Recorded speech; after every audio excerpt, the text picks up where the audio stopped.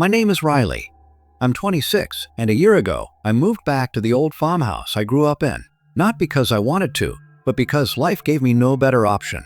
It's in the middle of nowhere in rural Kansas. The kind of place where the nights are so silent, you can hear your own heartbeat. After my mom passed, my dad asked if I could stay with him for a few months to help fix up the place. He's older now, and this property is no small thing to manage. 10 acres, an old barn, and a tiny forest bordering the back fields. I remembered the house being peaceful when I was a kid, but as an adult, it felt heavy, like something lingered in the walls. But grief does weird things to your mind, so I brushed it off. The first week was uneventful. Mornings filled with work, afternoons filled with repairs, and evenings where Dad and I would sit on the porch and talk about Mom. But then something strange happened on the 8th night. We were both asleep when I was woken up around 3:12 a.m. by the sound of gravel shifting, like someone dragging something heavy across the driveway. I looked out the window, and for a second, I thought I saw someone in the distance, hunched over, moving slowly toward the barn. I grabbed a flashlight and went downstairs. Dad was still asleep. I stood at the front door, hesitated, then stepped outside. There was no one, but the barn door was open. Just slightly. We never left it open. Ever. I walked slowly toward it, flashlight in one hand, my phone in the other with 911 ready to dial. The wind blew hard, making the rusted hinges creak like a scream. I kicked the door open fully. Empty. Except there were fresh muddy boot prints leading in. No matching prints leading out. That night, I didn't sleep. The next morning, I told Dad. He went out to check it again, and he didn't say much. Just closed the door, bolted it, and said, "Stay inside after dark." I laughed nervously, thinking he was joking, but his face was blank. That evening, we sat on the porch like usual, but he kept looking out at the fields, watching, waiting. At one point, I asked, "You've seen that before, haven't you?" He didn't answer at first. Then he said, "There's something in those woods that don't want to be seen." That chilled me more than anything. Over the next few nights, the same pattern continued, always around 3:10 a.m. Footsteps, the barn door swinging open, and muddy tracks. One night, I thought I heard whispering outside my window. A woman's voice, very faint, saying something like, "He never left." I didn't tell my dad. On the 11th night, I set up my phone camera pointing out the window. I couldn't take the suspense anymore. I left the lights off, kept the curtains open just enough, and pressed record. At 3:12 a.m., I woke up to the whisper again. I didn't move, just listened. Then came the sound of something scratching the side of the house. Slowly, like nails on wood. The next morning, I checked the video. At exactly 3:12, the camera caught something. A shadow, tall and narrow, standing just outside the frame. It wasn't walking. It wasn't doing anything. It was just standing.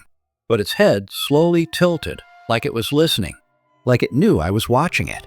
I showed it to my dad. He didn't react. He just sighed and said, "I think it's time, you know."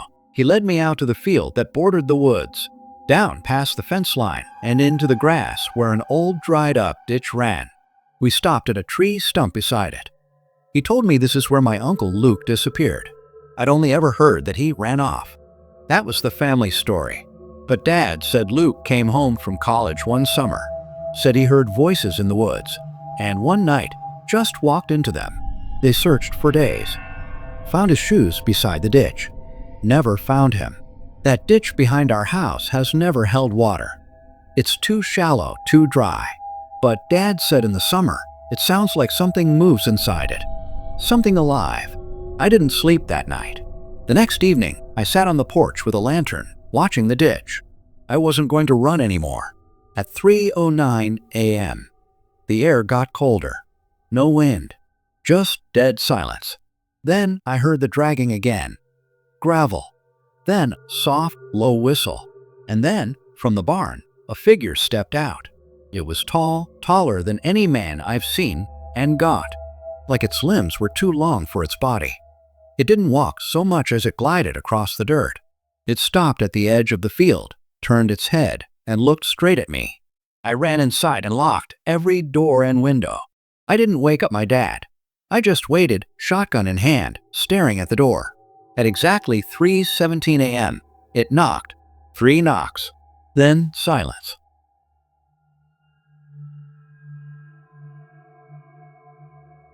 My name is Darren.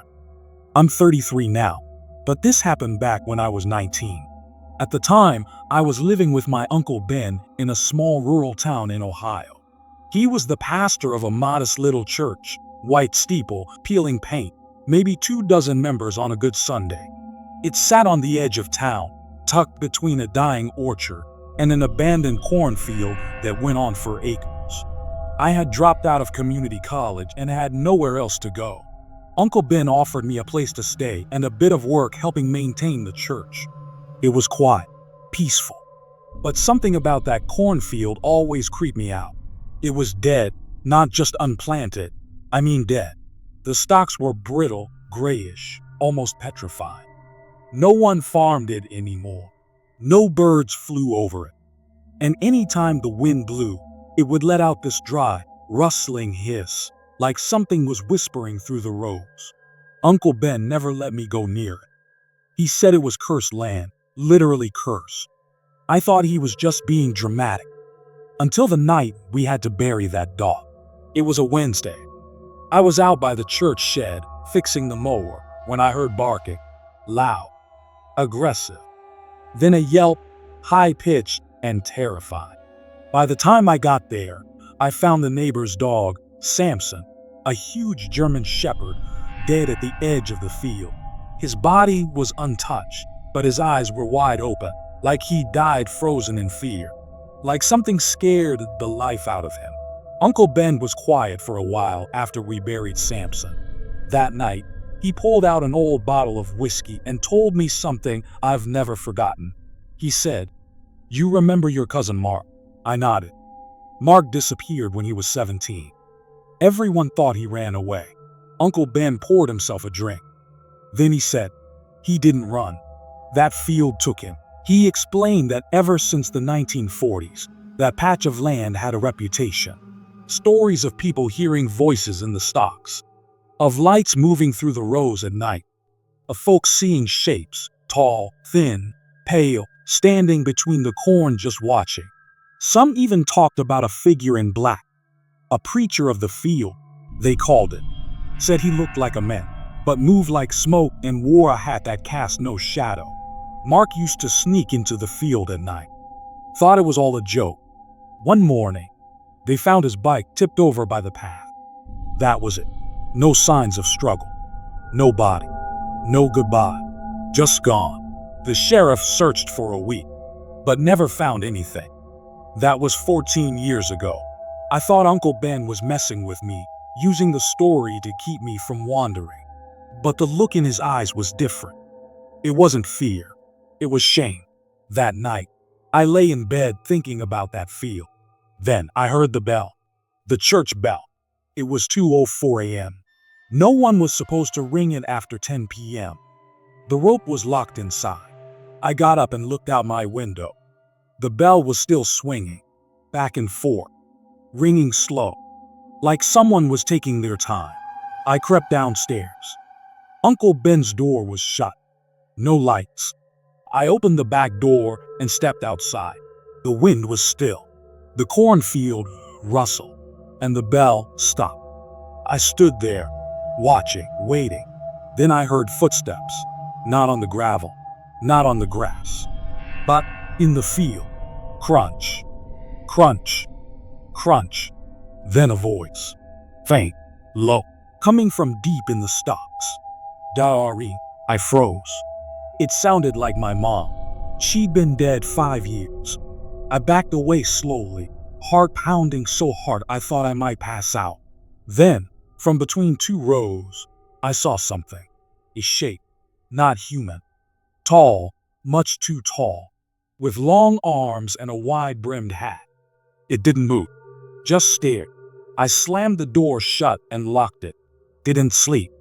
The next morning, I told Uncle Ben. He didn't question me, didn't call me crazy. He just said, "It knows you now." I asked what that meant. He just looked at me and said, "Whatever you do, Don't follow the voice. That night, I locked every door, every window. But at 2:04 a.m., the bell rang again, and I heard it again. My mom's voice, crying this time, sobbing, begging, "Help me, baby." I covered my ears, laid in bed, whispering to myself that it wasn't real. But then came the knocking. 3 knocks at the back door, then the whisper, right outside. "I can't get in unless you invite me." I didn't move, not until sunrise. When I finally opened the back door, I found something on the mat, a photo, one I hadn't seen since I was 10 years old. It was of me, my mom, and Mark, except Mark's face had been scratched out, and mine had been circled in red ink. My name is Celia, and when I was 14, I spent a summer at my Aunt May's house in rural Tennessee, the kind of place where the air smells like pine. The only sounds come from cicadas and distant dogs, and there's no cell service for miles. Aunt May lived alone, just off an old gravel road, in a creaky 2-story house that had been in our family since the 1800s. I didn't want to stay there, but my parents were going through a rough divorce and said I needed space. I didn't feel like I needed space. I needed safety. The first couple of days were uneventful. Aunt May was quiet but kind. We picked vegetables in the garden, baked pies, and listened to the radio. No TV, no internet, just her ancient dial-up phone and stacks of old books. But behind her house was something I didn't like. A stone well. It sat maybe 50 feet into the woods. No fence, no cover, just an old moss-covered circle of rocks with a rusted pulley hanging above it. When I first saw it, I asked, "Is it still deep?" Aunt May looked out the kitchen window and said, "It was never meant to be that deep." That didn't make sense, but she didn't explain. That night, I couldn't sleep, not just from the heat, but from this weird feeling in my chest, like something was waiting. At around 2 a.m., I heard something tapping on the window of my upstairs bedroom. Tap, tap, tap, 3 times, then silence. I pulled back the curtain. There was nothing there. I tried to go back to bed, but I kept hearing something else. A voice. Very soft. "Celia." It was barely a whisper, but clear, and it came from outside, from the direction of the woods. I shut the curtain and buried myself under the blanket like a scared little kid. The next morning, I told Aunt May. She didn't flinch. She just said, "Don't go near the well." I asked why. She stared at me and said, "Because if you answer it once, it never stops calling." I didn't ask again. But later that day, curiosity got the better of me. While Aunt May napped, I walked toward the well. The woods were oddly quiet. No birds, no bugs, just the wind. As I got closer, I noticed something strange, small animal bones scattered in a circle around the stones. Birds, squirrels, even a raccoon skull, all picked clean. I stopped at the edge and peered down. It was too dark to see the bottom. Then, I heard breathing. Not mine. Not human. Wet, slow, heavy breathing. Like something was struggling to hold still. I ran. I didn't tell Aunt May. That night, the tapping came again. But this time, it was louder. Knocking. And the voice? It wasn't whispering anymore. It was singing. Off-key, childlike. Celia fell into the well. "Ring the bell, ring the bell," I screamed. Aunt May burst into the room with a shotgun in her hand and yanked open the curtain. Nothing. But there were smudges on the window. Handprints. Small ones, like a child's. The next morning, Aunt May made me pack my things. She said, "I'm taking you back into town. This place already knows your name." On the way to the car, she stopped at the well.